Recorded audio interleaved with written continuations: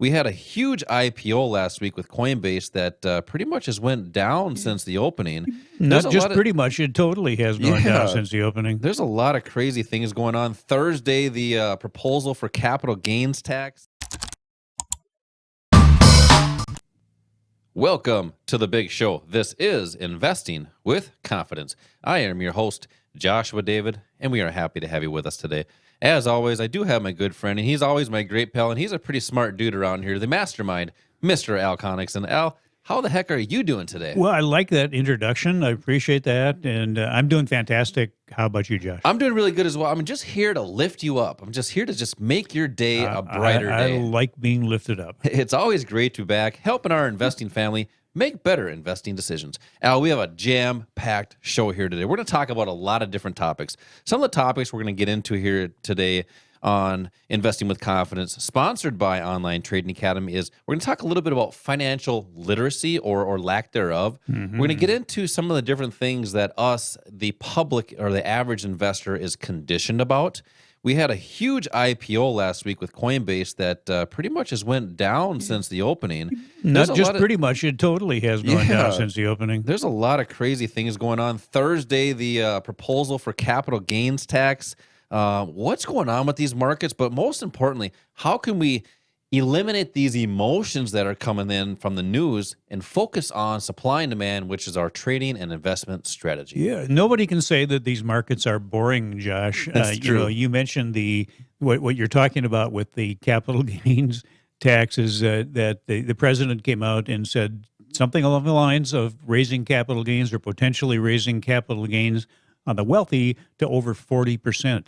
Well, if you think that taxes don't make a difference, look at what happened to the market as soon as that was announced. Took a big old down. It took a big dive, and it really doesn't make any difference to us what's causing the moves up and what's causing the moves down. As long as that is happening, that's giving us opportunities. If you're a short-term trader, this is exactly what you want. This is like Christmas almost every day for you. Yeah, what's crazy is a lot of people just think they're going to hold on through that. What's the term for cryptocurrencies? Hold on for dear life.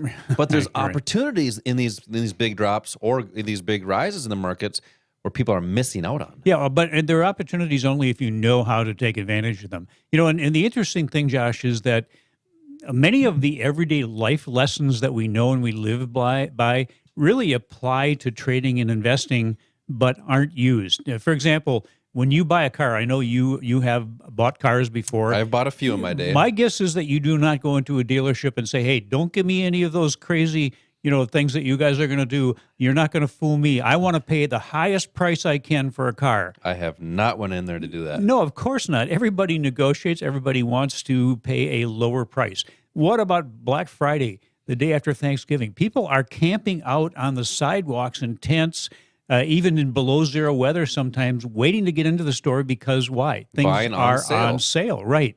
Well, but on the other hand, if you want to sell your house, you're not going to tell your realtor that I'm only going to entertain the lowest price possible. You want to get the best price possible when you sell. So we all know we want to buy low and we want to sell high, but we do exactly the opposite.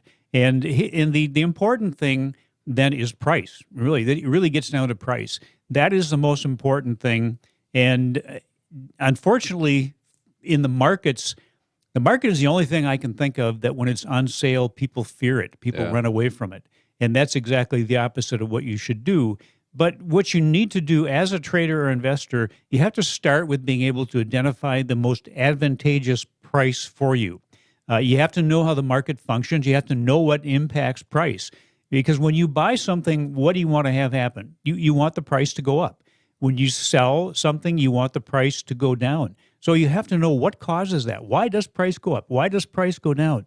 Would it help you if you knew in advance when that was going to happen? And of course, the answer is yes.